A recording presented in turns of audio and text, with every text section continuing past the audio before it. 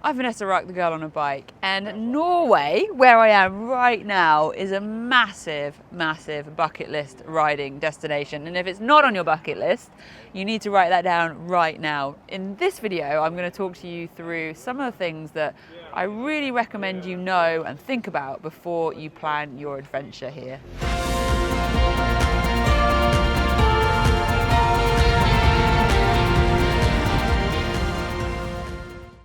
Kit for coming to Norway is going to have a bit of a variation. Right now I am in probably 30 degrees heat. I am sweating a little bit, but just yesterday I was on one of the highest roads here in Norway and the temperature was right down to 8 or 9 degrees. You can see snow on the tops of the hills behind me. So you are going to have a range of riding temperatures, definitely depending on when you come. At the moment I am here in July, just to put that into context, and so it's lovely summer weather in some places, but it can be really cold and really wet. So my recommendation is to make sure that you're layering. That enables you to take on layers, take off layers, put them in your panniers. And I've got a heated jacket with me. I'm a big fan of the Mosko heated jacket because it's actually a really nice casual jacket that gives you a thermal warmth even when not plugged in, and then for those colder sections I can just plug it in, and it means a lot less layers because I can just turn the electrics on to give me the extra warmth at the colder stuff at the altitude. And then you're going to need really decent rain gear. If you get wet, you get cold. If you get cold and wet, you tend to get miserable and stop enjoying it. So make sure you've got some decent waterproofs. I have heard of people coming to Norway and having rain almost every day, even in the summer. With the world climates that are going on, it's all very unpredictable. So just bring the right kit for the different array of conditions that you might face.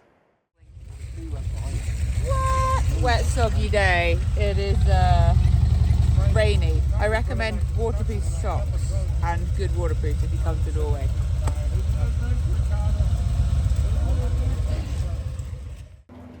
With the amount of fjords here in Norway, the likelihood is pretty high that you're going to want to catch a ferry. They're really easy to get and they join the network of land and fjords up.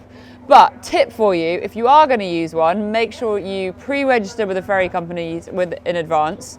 And that basically enables you to have a really smooth, quick use of the ferries. You can roll straight on, they'll clock your number plate and it will charge straight to your account and come off your card. And the extra bonus of pre-registering, not just because of the speed, is that you'll also save money.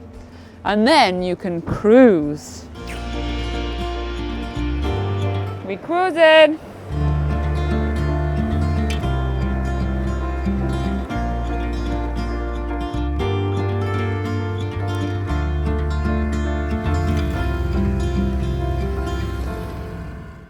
You'll learn very quickly that there are a lot of sheep here in Norway. It makes for some lovely menu items, but they're also incredibly cute, but amazingly friendly, which is very cute if you want to pet them, but it does mean they're also not bothered about vehicles at all.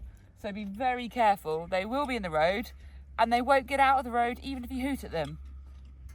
They have right of way.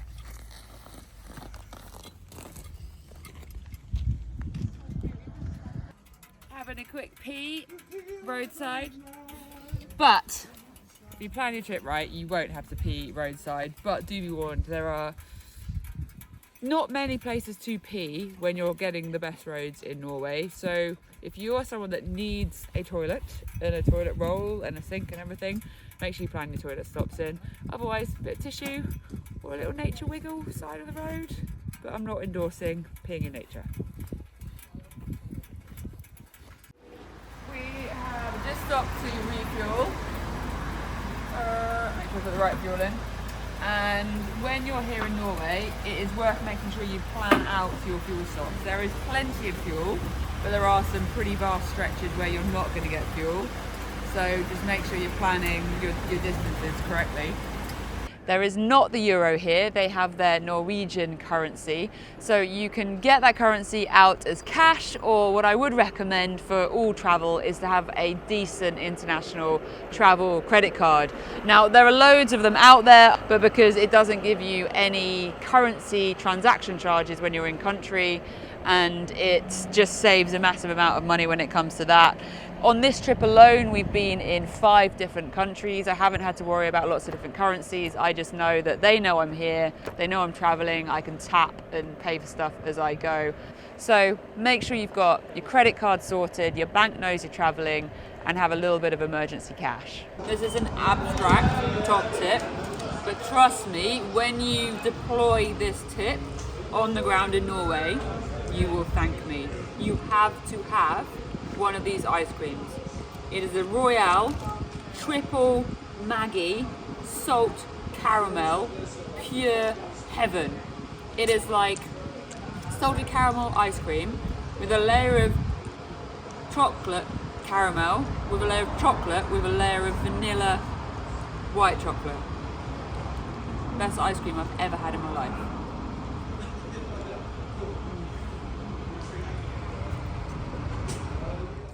Riding in Norway is probably going to see you facing a lot of different weather conditions. Right now it's beautiful and warm, I've got my shades on, it's bright.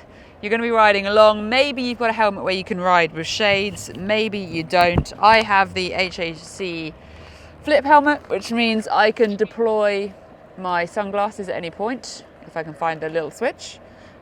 Absolutely amazing. But one thing you'll notice when you're in Norway is there are a lot of tunnels. The roads here massively knit between fjords and mountains, and you're just going to be tunnel after tunnel. When you go into a tunnel with these down, it's quite dark. So having sunglasses that are deployable versus having a helmet with sunglasses on, which means you'll be going into a tunnel and suddenly it's going to go really dark and make it quite difficult. Another tip that you could try, if you are someone that maybe you have a helmet already that doesn't have the deployable dude setting, you can get some yellow glasses. Yellow glasses are clever because they protect your eyes from the sun, but when you go into a dark tunnel, it doesn't go dark like it does with normal sunglasses. So this is a cheaper option if you have a helmet that doesn't have sunglasses. Get yourself some yellow ones, and everything is so bright. I'm trying to work out if I can show you how bright it is through yellow glasses. Let's see if I can put you through the lens. Everything just goes really bright and amazing. And that's protecting your eyes, but enabling you to see when you go into tunnels. Random little top tip from me. Now I'm like, oh, they're not my glasses because I have deployable ones. I'm all sunglassed up. Right, cut. Let's just move on to the next tip. Woo! I am back marker right now, and I'm being a little bit naughty because I'm not ready to leave. Oh no! And they're all going, which means Annika and I get to go zoom, zoom, zoom, zoom, and chase them. But you do need to be a little bit careful when you're in Norway with going zoom, zoom, because they are quite hot on speeding tickets and speeding fines. Now, over the whole couple of weeks, we've only seen maybe 4 or 5 police car camera traps, cameras, okay, maybe 7. But the thing to know is that the fines are calculated as 10% of your annual salary. You can do the maths. That is quite a hefty fine. So if you are going to go zoom, zoom, stick to the speed limits. For a lot of us that live in Europe, coming to Norway is going to be something that you can potentially do on your own motorcycle. So check out my other video, particularly if you're from the UK, on the best way to get to Norway most time and money efficiently. If you're looking to hire a motorcycle, my recommendation would be to not hire a motorcycle in Norway. The reason is that Norway is incredibly expensive. To put it into context, half a beer, you're looking of upwards of £14. A glass of wine is about £12.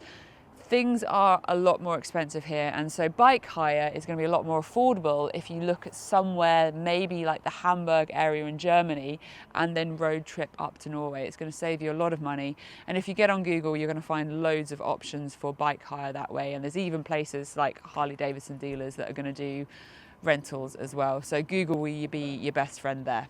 Norwegian roads are probably actually quite easily, of the 33 different countries I've ridden in, my favourite riding roads. They are just beautiful twisties, twisties, twisties, views, twisties, twisties, views. Something that I recommend if you're riding a group is having an intercom, partly because it's really fun, you can experience it, you can point stuff out, but also because when you're doing a lot of the hairpins, they can be really great for group safety. If one person's already gone round the corner, you can give the other people the all clear. Even though if you're doing hairpins, you really should be staying on your side of the road anyway. There's some really good techniques about getting that bike moving around underneath you. If that sounds of interest, let me know and I can try and do a dedicated video to help you with your hairpin cornering. If that's of interest, let me know. So intercoms are definitely a recommendation for riding here in Norway. You've got to bear in mind though, with all intercoms, when there's a massive mountain between you, comms aren't going to go through it. But the Cardo, which is my favourite, has a dynamic mesh communications. Blah, blah, blah. That is their patented technology, which is far superior to Bluetooth. And it means that if you do cut out round a corner, it will also connect. It gives you the best range and quality and stuff like that. And if you want more information on intercoms, do check out my other video on why I use them and a particular review of the Edge, some of the things I love and reason why I use them. Anyway, that's the next tip.